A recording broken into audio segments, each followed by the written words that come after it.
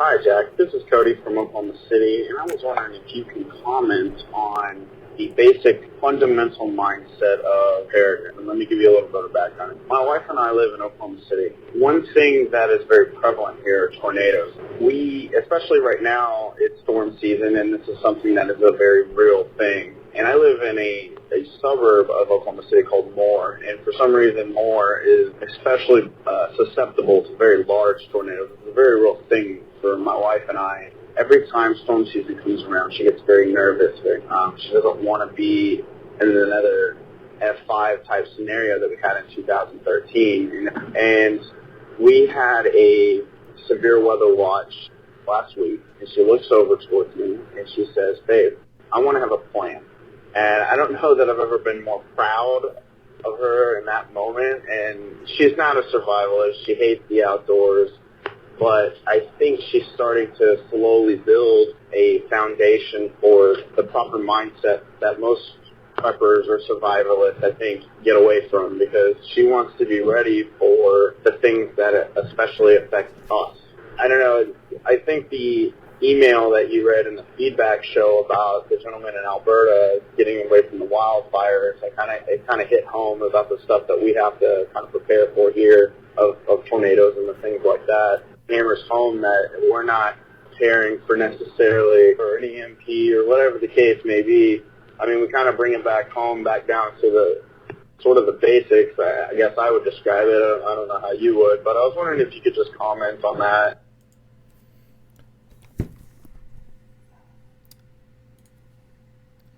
So yeah, this is a very heartfelt, real world call, and I understand personally quite well, being from the Dallas-Fort Worth area. Tornadoes are a very real threat to us here as well. It's our primary threat to our safety. We have other threats that I think could make us uncomfortable, that could cause us to maybe even have to evacuate. But when it comes to something that could actually end our lives or seriously injure us, that you don't really have any control over. Like, that could happen in a car, but there's things you can do about it. Where, you can get a large enough tornado, and unless you have a purpose-built safety shelter, there's not much you can do about it. And you might get a day's warning that a storm's coming that could cause tornadoes, but when they actually spin up and happen, it's a very short window of time to do something about it if you happen to be where the danger is. So it's real to me too. And and we get a lot of tornadoes in the North Texas area, a lot. But the Moore area of Oklahoma, the caller is right. They get specifically not just a lot of tornadoes, but large tornadoes, high intense tornadoes. So it's not just wide and very large swaths of destruction, but also very intense high, F4, F5s type tornadoes. And they get also what you call long track tornadoes. So a lot of times you have tornadoes, they spin up, they do some damage, and they go back up, and they might come back down here and there. And I've seen places around here where you see tornadoes have literally like skipped like a rock on a lake. And you see 4 or 5 houses pretty badly damaged, one with a little bit off the roof, 3 untouched, another one with the roof off, another one almost to the ground, and then it's gone. Where, it seems like in that Kansas, Oklahoma, Nebraska area, you get a lot more of these tornadoes that get on the ground and stay on the ground, like the ones that hit in the outbreak of 2011, I believe it was, with Birmingham, Alabama, where that tornado was on the ground for, I think, 7 miles and 3/4 of a mile wide. And I actually saw the aftermath of that tornado. We drove through Birmingham, and there was a traffic jam right where it crossed the state highway. And I pulled the truck over, and Dorothy and I got out of it, and we just looked in both directions as far as we could see, and it looked like a nuclear bomb went off. Except that it was like a nuclear bomb that was 3/4 of a mile wide, and went out like vertically. It was, you look at it and went, first of all, I don't know how any of those people survived. And second of all, if that was my home, it's not like you just start picking stuff up. You just sit there and go, what do you do? I mean, you got to bring equipment in and start using excavators and dump trucks and take stuff away. So it's real. And it's exactly the kind of thing we should be preparing for. But I don't want to go into, well, how do you prepare for a tornado? But how does this apply to you if you're going, well, I live where that's not my primary threat. My primary threat's an ice storm, or my primary threat is tropical storms and hurricanes and what have you, flooding, whatever it is. Well, let's call it a threat assessment. And the caller's right. People get into prepping, and I'm worried about the United Nations taking over America. Okay, well, there's a lot of other shit to worry about other than that. Or I'm worried about the dollar collapsing. I'm worried about an economic collapse. Well, you're sitting in the middle of one right now, so this is what they look like in many ways. I'm not saying they can't get worse, but I mean, seriously. Um, what you need to be thinking of is what are the things that are a direct threat to my safety that are actually the most likely things to occur. And that's based on a threat assessment, so those are the things. But here's the general way to think about it, and I've been teaching this now for 8 years.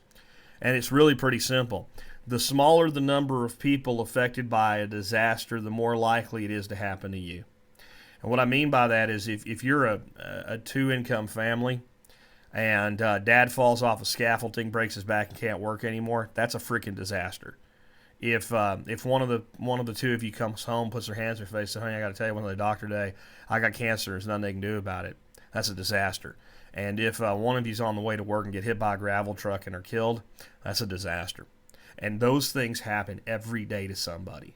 And those are the things that are most likely to happen to you. The next thing is the neighborhood level small regional disaster, and that's exactly what a tornado is. And it happens to thousands of people every year. And it's just the truth. And as we go out in the scope of disaster to what you'd call higher impact scale, yes, if a freaking meteor wipes out the planet, that's a much bigger impact, figuratively and literally, but the odds are much smaller. And all of our preparedness should start at the things that can actually happen to us, both catastrophic and just highly inconvenient. And what's the difference? Catastrophic is a cancer diagnosis, especially one that's not very treatable. Catastrophic is a person injured in an auto accident that will never move from their neck down again for the rest of their life. Those are catastrophic. Major inconvenience is a cancer diagnosis that's highly treatable, but it's going to derail your whole life. Major inconvenience nowhere near as bad, but major inconvenience is an ice storm that knocks out your power not for a day, but a week or two. And these are real world things. And here's the key.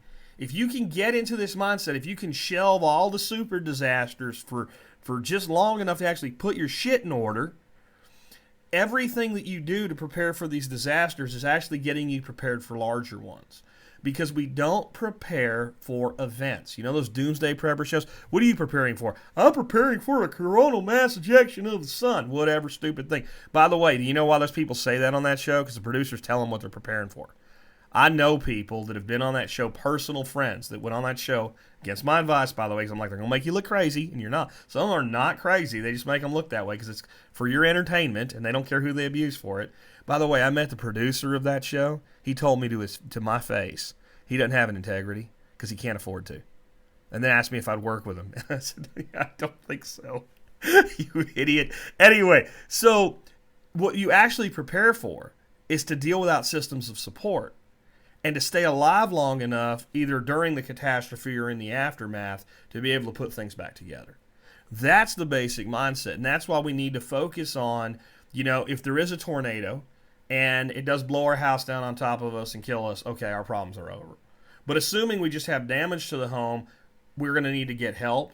We're going to need to be able to communicate. We're going to need to be able to see what's going on. If we go into a basement, for instance, or some sort of underground shelter, we need to make sure that we have like a hammer, not just flashlights, but a hammer. Why? What if we're pinned under there and people are trying to find us and rescue us? We need to be able to beat on that thing so that people can hear where we're at. Because if you sit there going, help, help, long enough, your voice wears out.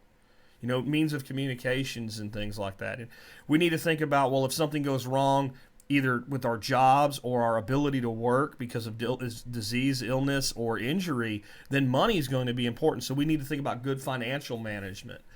Food storage is not just in case the whole the dollar collapses or the zombies march or whatever. If we lose a job and we have 90 days of food stored up, then we can live on that food until we get a new job. And that extends our financial preparedness, and it makes things like unemployment compensation, if we qualify for that in that situation, work longer and better for us. It makes us less likely to really go in and start tapping into something like our long-term savings. This is basic preparedness. This is modern survivalism. This is my 12 tenets that I've been teaching since 2008. And I've recorded this segment for YouTube. I recommend this is a great one for you guys to share that have family and friends that are like, I'm not into all this survivalism. This is real. This happens to people all the time. And I'll finish up with this thought. A few months ago, or actually about a month ago, here in Dallas, we had a major hailstorm. I'm talking hailstones that were like baseball sizing up, damaged cars left and right. Then we had another set of storms come through a couple weeks later. People were putting mattresses on their cars, hiding them under overpasses, freaking out because they had just seen it. It was real to them. But you know what? Next round of storms came through. Since it didn't happen again, everybody's back to the normal way of life. Stay alert, stay aware, stay prepared. That's just the way to be smart, folks. It really is. And that's what modern survivalism is really all about. The great call. Thank you for it. Let's take another one.